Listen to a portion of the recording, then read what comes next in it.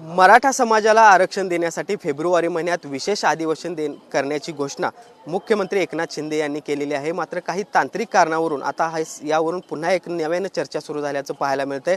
विशेषतः 24 तारखेच्या डेडलाईनवर मनोज जरांगे पाटील ठाम आहेत, तर दुसऱ्या बाजूला सगळे सोयरे या शब्दावरून देखील काही अडचणी निर्माण होताना दिसत आहेत। आणि याच सगळ्या संदर्भात बोलण्यासाठी आपल्यासोबत भाजप आमदार प्रसाद लाड आहेत। बोलूयात। एका बाजूला राज्य सरकारनं सकारात्मक भूमिका घेतलेली आहे, मात्र जरांगे पाटील अजूनही 24 तारखेच्या डेडलाईनवर ठाम आहेत। आणि एकूणच आता या सगळ्यावर काय नेमकं? निश्चितपणे आमचे बंधू जरांगे पाटील हे समाजासाठी ज्या पद्धतीमध्ये संघर्ष करत आहेत आणि मला वाटतं की ह्या विधानसभेच्या अधिवेशनामध्ये मराठा समाजाला आरक्षण देण्यावरती सरकार अतिशय ठाम आणि कटिबद्ध आहे। कुठलीही गोष्ट करत असताना माननीय मुख्यमंत्र्यांनी जरांगे पाटलांशी स्वतः बोलले। काही गोष्टीच्या तांत्रिक अडचणी असू शकतात, पण सरकारची जी भूमिका आहे ती भूमिका अतिशय ठाम आहे। राज्याचे माननीय मुख्यमंत्री एकनाथरावजी शिंदेंनी जाहीर जनतेमध्ये छत्रपती शिवाजी महाराजांना नतमस्तक होत ही शपथ घेतली की समाजाला आम्ही आरक्षण देणार। प्रत्येक आमदार, प्रत्येक खासदार, प्रत्येक नेता हेच म्हणतोय की आम्ही आरक्षण देणार आणि आम्ही त्या भूमिकेत ठाम आहोत। आम्ही सर्वांनी मिळून जरांगे पाटलांना विनंती केली आणि आपल्या माध्यमातून देखील आज माता जगदंबेच्या मंदिरात उभा आहे, कुलस्वामिनीच्या मंदिरात उभा आहे आणि तिकडनं देखील मी जरांगे पाटलांना आश्वासित करू इच्छितो, विनंती करू इच्छितो की टेक्निकल विषय त्यांनी समजून घ्यावा, माननीय मुख्यमंत्र्यांच्या शब्दाचा मान ठेवावा। समाजाला आरक्षण हे मिळणारच आहे आणि 100% मिळणार, त्यासाठी आम्ही सर्व मराठा त्यांच्याबरोबर आहोत। तर सगळे सोयरे या शब्दावरून आता नवीन चर्चा होताना दिसते। आज शिष्टमंडळानं देखील जरांगे पाटील यांची भेट घेतली। आई पत्नी यांना या सगळ्या मध्ये समाविष्ट करता येणार नाही असं त्यांचं म्हणणं आहे। कायद्यात ते बसत नाही, मात्र जरांगे पाटील यावर ठाम आहेत अजून। नाही, मला एक गोष्ट आपल्याला या माध्यमातून सांगायची आहे। 2013 मध्ये पृथ्वीराज बाबा चव्हाणांनी एक समिती गठीत केली जी असंविधानिक होती। मराठा समाजाला फसवण्याचं काम 2013 मध्ये केलं गेलं। अशा पद्धतीने आज कुठल्याही पद्धतीत मराठा समाजाला फसवायचं काम एकनाथरावजी शिंदेच्या आणि महायुतीच्या सरकारला करायचं नाही। त्यामुळे खोटं बोलून काहीतरी रेटायचं आणि मग कोणीतरी कोर्टात जायचं आणि मग केलेल्या सर्व गोष्टीवरती पाणी फिरवायचं, हा उद्योग आम्ही करणार नाही। जरांगे पाटलांना फसवणार नाही, समाजाला फसवणार नाही, आमच्या लेकरांना फसवणार नाही, हा शब्द आम्ही दिलेला आहे। त्यामुळे जे होत असेल, कायद्याच्या चौकटीत जे बसत असेल, आज मागासवर्गीय आयोग आपण बनवला आहे, शिंदे समिती त्यामध्ये काम करते, जिल्हा फिरते, सर्व जिल्हाधिकारी कामाला लागलेत। आपण पाहिलं असेल, कधी नाही ते भूतोनं भविष्यतो 54 लाख नोंदी मिळाल्या। या माध्यमातून एक एक टप्प्यावरती जर आपण पुढे गेलो तर मला वाटतं निश्चितपणे जो 3-4 कोटीचा समाज आहे त्याला सर्वांना न्याय मिळेल। आणि मी सभागृहात म्हटलं की आमच्यासारखे जे सदन मराठा आहेत त्यांनी आरक्षण घेऊ नये आणि आमचं आरक्षण आमच्या समाजाच्या इतर लोकांना मिळावं। आज आमच्यासारख्या 40-50 लाख लोकांनी जर ठरवलं की आम्ही आरक्षणाचा फायदा घेणार नाही, परंतु आम्हाला आरक्षण हवं आहे, तर आमच्या उरलेल्या त्या बांधवांना, उरलेल्या 3-3.5 कोटी बांधवांना त्याचा फायदा होईल। आणि माझी तीच विनंती माझे बंधू जरांगे पाटलांना आहे। जरांगे पाटील मात्र अजूनही 24 तारखेच्या डेडलाईनवर ठाम आहेत। आणि दुसरीकडे पोलिसांकडून देखील आता मराठा समाजातील जे काही समन्वयक आहेत त्यांना नोटिसा देण्याचं काम सुरू झालं। नाही बघा, असं आहे, पोलिसांचं काम हे कायदा सुव्यवस्था राखण्याचं असतं। 9 वर्षाचा देखील वेळ आहे, त्यामुळे राज्यामध्ये कायदा सुव्यवस्था असते। आपण पाहिलं असेल की मागच्या 1 महिन्यात NIAने जवळजवळ 48 ठिकाणी छापे घातले आणि ज्या पद्धतीमध्ये दहशतवादी मुस्लिम संघटना पकडल्या गेल्या त्या देखील या राज्यामध्ये दहशत माजवण्याचा प्रयत्न करतात। कुठल्याही प्रकारचं आपण केलेलं आपल्या समर्थनाच्या आंदोलनाचा कोणी गैरफायदा घेऊ नये, हा त्याच्या मागचा उद्दिष्ट असू शकतो। परंतु मला संपूर्णपणे खात्री आहे, या समाजाने ज्या पद्धतीमध्ये 56 मोर्चे काढले, ज्या मोर्चामध्ये लाखोंचे मोर्चे होते पण एकही हिंसा झाली नाही, अहिंसेच्या मार्गाने ते मोर्चे निघाले।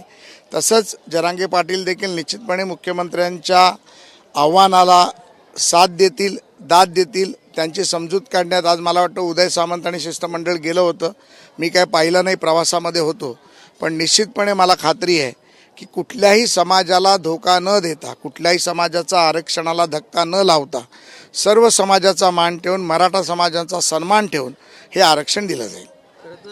जातनिहाय जनगणना हा एक नवीन विषय येतोय. भाजपच्या काही आमदारांचा ह्या सगळ्या निहाय जनगणनेला विरोध होता. मात्र परत त्या संदर्भात एक बैठक झाल्याची माहिती समोर येते आणि त्यानंतर एकमतानं जातनिहाय जनगणना करण्याला मान्यता या सगळ्या बैठकीमध्ये दिली गेली. काय नेमकं तथ्य आहे यामध्ये? अशी कुठल्याही प्रकारची बैठक झालेली नाही. आपल्याकडे ही माहिती चुकीची आहे. जे बिहारमध्ये देखील झालं हे जातगणना नाही झाली, जातगणना सर्वेक्षण झालं. आपणही म्हणतोय की सर्वेक्षण व्हायला हवं, जे मी सभागृहात देखील मांडलं आणि माझ्या एकट्याच्या सभागृहातल्या भाषणामध्ये त्याचा मी उहापोह केला की बिहारमध्ये जातगणना झाली. जातगणना निश्चितपणे झाली नाही. जातगणनेचं सर्वेक्षण झालं, ज्याला आम्ही सर्व म्हणतोय की सर्वेक्षण झालं पाहिजे, ज्यासाठी सन्माननीय अजितदादा पवारांनी देखील सांगितलं, माननीय देवेंद्र फडणवीसांनी देखील सांगितलं. सर्वेक्षणाला आम्ही नाही म्हणतच नाही आहोत आणि कुठल्याही प्रकारचं असं एकमत नाही असं नाही आहे. राज्याच्या हितासाठी, समाजाच्या विकासासाठी, सर्व धर्मियांसाठी जे काही उचित असेल त्या राज्याचं सरकार करेल, याला आम्ही कटिबद्ध आहोत. दुसरा एक प्रश्न म्हणजे आज जितेंद्र आव्हाडाने एक मोठा दावा केला आहे. भाजप आणि RSSची एक बैठक झाली ज्यामध्ये येणाऱ्या महाराष्ट्रातल्या ज्या विधानसभा निवडणुका आहेत त्या भाजपनं स्वबळावर लढाव्यात अशा पद्धतीची चर्चा झाल्याची दावा त्यांनी केलेला आहे. ज्या पद्धतीनं पक्षामध्ये फोडाफोडी केली आहे त्या पाहता हे सगळं बरोबर होणार नाही आणि त्यामुळं एकट्यानं भाजपनं ही निवडणूक लढावी विधानसभेची विशेषतः. जितेंद्र आव्हाड काय भाजप आणि RSSचे काही दूत नाही आहेत. जितेंद्र आव्हाडांना पहिलं तर एक सांगा की जो तुमचा पक्ष फुटला आहे आणि पक्षामध्ये आता 12ही आमदार राहिले नाही आहेत, माननीय पवार साहेबांना जिल्ह्यात फिरावं लागतं आहे, ते त्यांनी सांभाळावं. भाजपाने आणि RSSनी काय करावं? आम्ही सर्व सक्षम आहोत, ताकदवर आहोत, हिंमत आहे आणि प्रामाणिकता आणि इमानदारी आहे. त्यामुळे जितेंद्र आव्हाडांचा ॲडवाईज ऐकायला आम्ही बसलेलो नाही आहोत. ते काय म्हणतात ह्याला जास्त भाव देण्याची पण गरज नाही. पण शिंदे गटाला आणि अजितदादा गटाला कमळावरच ही सगळी निवडणूक पुढची लढावी लागणार आहे असा दावा त्यांच्याकडून केला जातोय. असं आहे की धनुष्यबाण हे आता माननीय एकनाथरावजी शिंदेंच्या शिवसेनेला मिळालं. शिवसेना ही एकनाथ शिंदेंची हे सिद्ध झालं. इलेक्शन कमिशनने ते केलं, कोर्टामध्ये ती पिटिशन बाकी आहे. अजितदादांच्या राष्ट्रवादीचा निकाल लागणं बाकी आहे. अजितदादांच्या राष्ट्रवादीला घड्याळाचं चिन्ह मिळालं तर अजितदादा घड्याळावर लढतील, शिंदेसाहेब धनुष्यबाणावर लढतील, आम्ही कमळावर लढू. आम्ही सर्व मिळून महायुती म्हणून लढणार आहोत. सर्वांना माननीय देशाचे पंतप्रधान नरेंद्र मोदींवरती विश्वास आहे. जो हिंदुत्व जागृत ठेवायचं काम नरेंद्र मोदींनी केलं, भारतीय जनता पार्टीने केलं. येणाऱ्या 22 तारखेला प्रभू रामाच्या मंदिराची स्थापना होणार आहे, मंदिराच्या मूर्तीची स्थापना होणार आहे, प्रतिष्ठापना होणार आहे आणि हिंदूंना खऱ्या अर्थाने जे 500 वर्षाचं स्वप्न होतं ते पूर्ण करण्याचं काम भारतीय जनता पार्टीने केलं. विकासाचं काम माननीय मोदीजींनी केलं आणि त्यासाठी अजित पवार असतील, एकनाथ शिंदे असतील, हे या महायुतीत आलेले आहेत. आम्ही त्यांचं स्वागत करतोय. त्यांचा मान सन्मान तेवढाच ठेवला जाईल जेवढा आज आहे आणि हा आमचा शब्द आहे. शेवटचा प्रश्न, खरं तर राम मंदिराचा प्रश्न तुम्ही काढला. ज्या भव्यतेनं हे सगळ्या राम मंदिराचं उद्घाटन होणार आहे त्याच भव्यतेचं रामराज्य येईल याकडे देखील लक्ष द्या असं अमोल कोल्हे म्हणत आहे. नाही, अमोल कोल्हे हा कलाकार आहे, तो ॲक्टिंग करून बोलतो. आज रामराज्यच आहे. 370 कलम, 70 वर्षाचं आमचं स्वप्न पूर्ण झालं.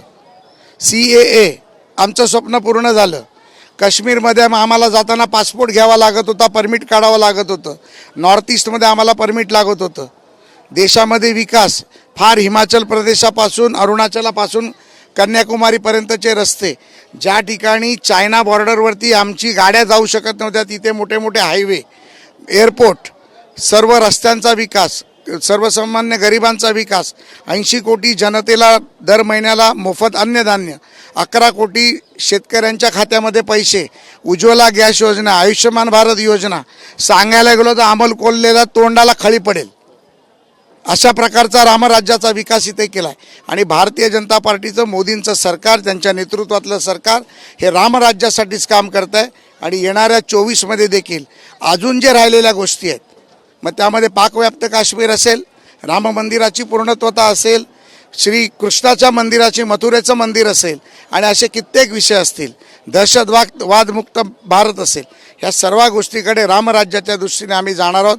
मोदीजींच्या नेतृत्वात पुन्हा एकदा या देशामध्ये भारतीय जनता पार्टी आणि NDAचं सरकार येईल ही मला खात्री आहे. धन्यवाद. तर पहिला पण हे होते भाजपचे आमदार प्रसाद लाड. सध्या देशामध्ये रामराज्य आहे आणि त्यामुळं आम्ही जर विकासाची भाषा बोलायला गेलो तर अमोल कोल्हेंच्या गालावर खळी पडेल अशा पद्धतीचं वक्तव्य या ठिकाणी प्रसाद लाड यांनी केलेलं आहे. व्हिडिओ जर्नलिस्ट सुनील काटकरचं भूषण पाटील, TV9 मराठी, कोल्हापूर.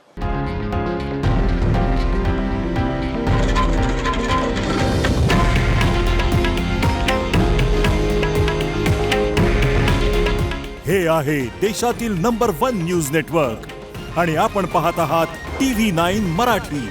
काळजी तुमची, हित महाराष्ट्राचं.